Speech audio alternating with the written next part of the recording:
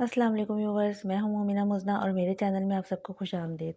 Viewers, आज जो मसला मैं आपके साथ डिस्कस करने जा रही हूं वो मसला है मौसम सरमा में होने वाली बच्चों के खांसी, नाक और सीने की खड़खड़ाहट का मसला।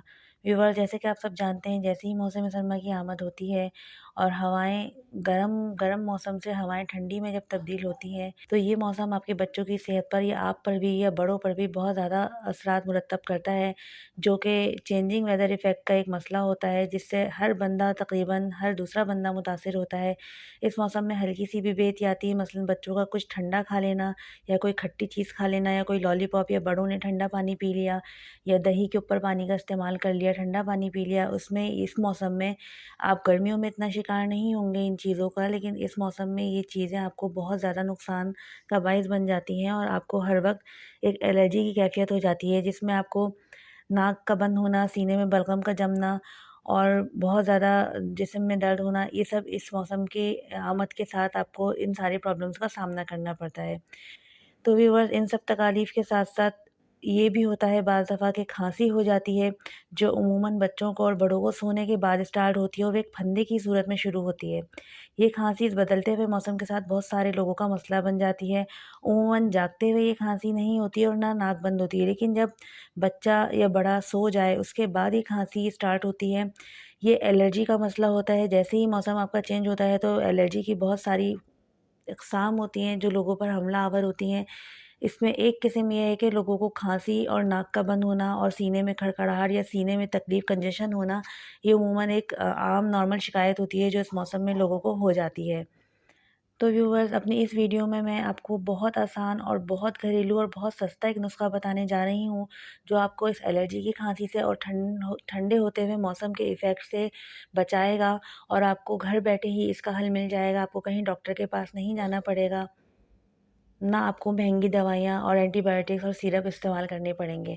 तो व्यूअर्स, आइए चलते हैं अपने नुस्खे की तरफ। लेकिन इससे पहले अगर आपने मेरा चैनल अब तक सब्सक्राइब नहीं किया है तो प्लीज़ इसको सब्सक्राइब ज़रूर कर लें। और अगर आपका कोई क्वेश्चन हो तो कमेंट सेक्शन में आकर आप ज़रूर सवाल करें, मैं उसका जवाब आपको दूँगी। या आप चाहते हैं कि मैं किसी मसले का आपको डिस्कस करूँ और उसका हल बताऊँ, तो उसके लिए भी आप मुझे कमेंट सेक्शन में आके ज़रूर बताइए। तो व्यूअर्स, मैं आपको बताने जा रही हूँ वो नुस्ख़ा, जो कि बहुत घरेलू, बहुत देसी और बिल्कुल बेज़र है, इसका कोई साइड इफ़ेक्ट नहीं है और बहुत आसान इसको बनाना है।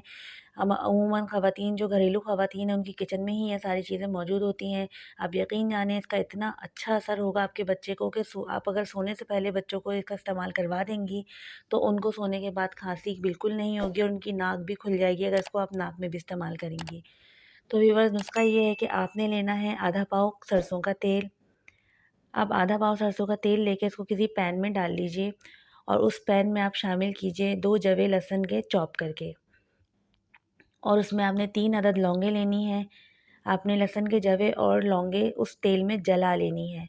उसको जलाने के बाद आप उसमें 2 चुटकी अजवाइन शामिल करेंगे। 2 चुटकी अजवाइन शामिल करने के बाद आप उसके अंदर डालेंगे एक जायफल का जो छोटा-सा टुकड़ा होता है, जो छालिया जैसा टुकड़ा होता है जायफल के छिलके के अंदर से जो निकलता है, उसको आपने सिल पे या किसी चीज़ पे पीस लेना है, या पिसी हुई जायफल आपके पास मौजूद हो तो 3 चुटकी आपने वो जायफल का पाउडर भी उस तेल में शामिल कर लेना है। लेकिन जायफल आप पकते हुए तेल में नहीं शामिल करेंगे। जब आपकी ये 3 चीज़ें जल चुकी होंगी, लौंग, आपका लहसुन और आपकी अजवाइन, जब ये तेल में कड़कड़ा जाएगी, इसके बाद आपने तेल को चूल्हे से उतारना है और उसके बाद उसमें वो जायफल, या तो आप साबुत जायफल का थोड़ा-सा पीस भी शामिल कर सकते हैं, और ज़्यादा अच्छा ये है कि आप उसको पीस लें। बिल्कुल छालिए के दाने के बराबर आपने एक जायफल का टुकड़ा लेना है और उसको पीस कर पैन को तवे से उतार कर फिर आपने इसमें जायफल ऐड करनी है और आपका ये एक बेहतरीन सा तेल तैयार हो गया है, जो आपने सोने से पहले किस तरीके से अप्लाई करना है अपने बच्चों को, ये मैं आपको बताती हूँ। जब आपका बच्चा सोने जाने लगे, इसके बाद आप पानी वगैरह सब पिला दें बच्चों को, और आपने बच्चों को ये तेल हल्का सा नीम गरम करके किसी भी प्लेट में या किसी भी पैन में, इतना सा तेल आप ज़रूरत के मुताबिक ले लें अपनी, और उसको हल्का सा नीम गरम कर लें कि वो आपके हाथों को गरम महसूस हो। इसके बाद ये तेल अच्छी तरीके से आपने बच्चे के सीने पर, बच्चे की कमर पर और बच्चे की नाक में यहाँ लगाना है। लेकिन ये तेल ज़रा-सा सही हाथ से आप रब करेंगी, पसली पर भी, सीने पे भी और कमर पे भी। और अगर इस तेल के साथ आप थोड़ी-सी विक्स भी उस वक़्त मिला लेंगी, गरम हाथों से अगर ये मालिश आप बच्चे की तीनों जगह पे कर देंगी, सीने पे, कमर पे और पसलियों पे, तो आप यकीन जानें बच्चा इतना पुरसुकून हो जाएगा और 4 से 5 दिन लगेंगे, आपके बच्चे को एलर्जी की खाँसी होना बंद हो जाएगी। आप ये आज़मा कर देख लें, मेरा बहुत आज़मूदा है और बहुत सारे बच्चों को इससे फ़ायदा हुआ है। मैंने जिसको भी बताया है, बहुत फ़ायदा हुआ है।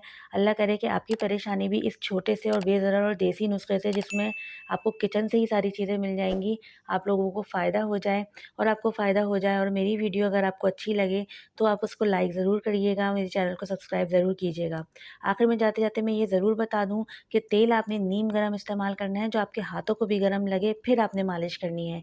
और आपने अगर इस तेल में थोड़ा-सा मालिश करते वक़्त विक्स भी मिला ली, अपने हाथों पे विक्स लेकर उसको भी साथ रब कर दिया, और ये तेल थोड़ा-सा आप अपने बच्चे की नाक में भी अप्लाई करें। इतना करें कि जब बच्चा लेटा हुआ हो तो एक-एक कतरा नाक में भी आप टपका दें। तो इससे ये होगा कि नाक भी अगर बंद है तो वो भी खुल जाएगी और सीना बिल्कुल साफ़ हो जाएगा। और इन चारों चीज़ों का इफ़ेक्ट इतना अच्छा है, आप बस 5 दिन से 1 हफ़्ते इस्तेमाल करिए। आप यकीन जानिए कि आपके बच्चे को बहुत ज़्यादा इससे फ़ायदा होगा। अगर आपको फ़ायदा हो तो आप मुझे दुआओं में ज़रूर याद रखिएगा। मेरी वीडियो पसंद आए तो उसको शेयर ज़रूर कीजिएगा और लाइक ज़रूर कीजिएगा। ये थी मेरी अभी तक की छोटी-सी वीडियो। अब मिलते हैं अपनी नई वीडियो में। अल्लाह हाफ़िज़।